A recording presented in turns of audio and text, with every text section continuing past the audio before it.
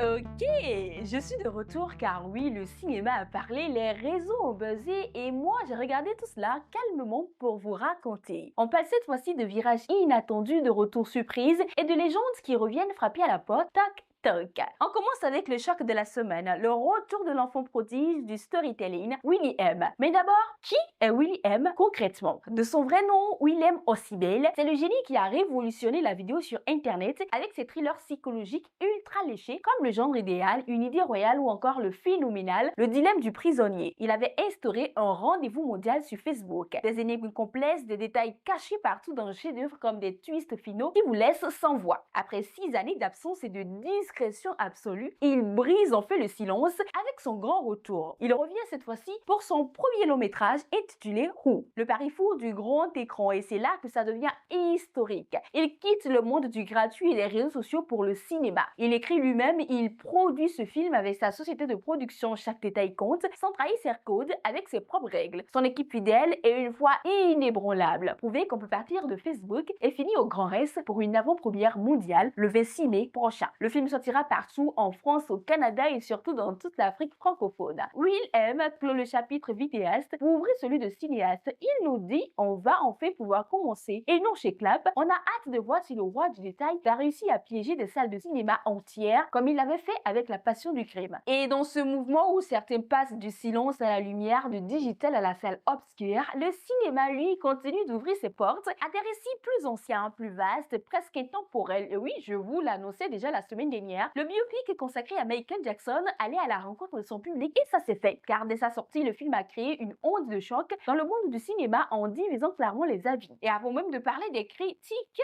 il faut parler de ce chiffre. 100 millions de dollars générés en une seule journée. Un démarrage colossal qui montre à quel point l'attente autour du film était déjà mondiale. Du côté de la presse, c'est très froid. Et oui, avec environ 30% d'avis favorables, beaucoup de critiques parlent d'un film trop lisse, trop sage, qui préfère célébrer la légende plutôt que de l'interroger. C'était le reproche de contourner les zones sensibles, de rester en surface et du manquer de véritables narratifs. Par contre, de l'autre côté, le public vit une toute autre expérience. Les spectateurs parlent de films puissants émotionnellement, portés par des scènes de concert spectaculaires, presque électriques, qui transforment parfois les salles en véritables moments de communion. Et au centre de tout ça, un nom revient partout, Jaffa Jackson. Le neveu de Michael Jackson impressionne par une ressemblance troublante et une interprétation d'une grande précision. Pour beaucoup, il ne se contente pas d'incarner Michael, il le fait revivre. En résumé, si vous cherchez une approche critique et analytique, le film peut sembler trop prudent. Mais si vous venez pour un hommage visuel et émotionnellement fort, Michael peut clairement vous emporter. Et à présent, je vous demanderai donc de prendre l'avion avec moi du côté du Sénégal. Angèle Diabong fait partie du jury d'un C'était Regard au Festival de Cannes 2026. Ça s'applaudit.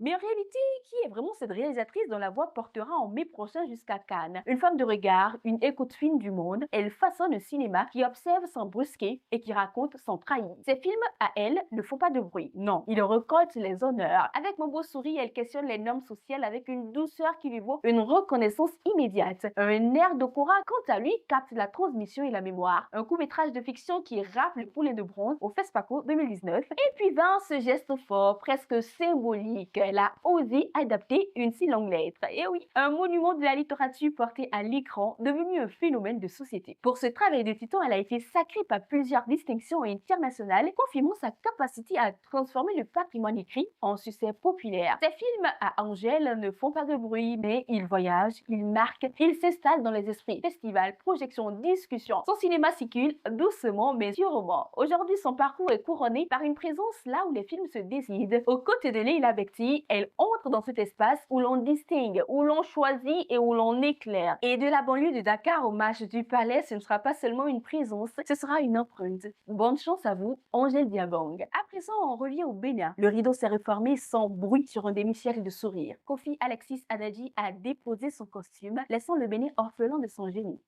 Celui que nous appelons tous affectueusement Tonton J n'était pas qu'un nom sur une affiche. C'était un accent qui chantait notre terre, une voix qui portait nos histoires, des salles de classe au plateau de lumière, des rires aux éclairs. Depuis 1974, il marche sur le fil du réel et de l'imaginaire. Il fut l'instituteur des petits et le maître des grands. Récemment encore, il faisait vibrer les cœurs dans un coq dans la basse-cour, prouvant que même au crépuscule, son talent reste et restera une aube pour notre culture. De la malice des années Mombi à la dignité de Dad en apparence, Kofi Alexis Adadji a traversé les époques avec cette étincelle qui ne s'éteignait jamais. Plus qu'un acteur, il a été un phare. À présent, la terre qu'il a aimée rappelle son fils à lui. Mais dans le vent de Cotonou, entre deux répliques de Yaté ou de Matao, on entendra encore le corps de sa malice. L'homme s'efface, certes, mais l'héritage de Kofi Alexis Adadji est éternel. Bon voyage à vous, maître. Merci pour ces rires éclairs. Le ciel est désormais votre plus beau théâtre. Jouez-y donc.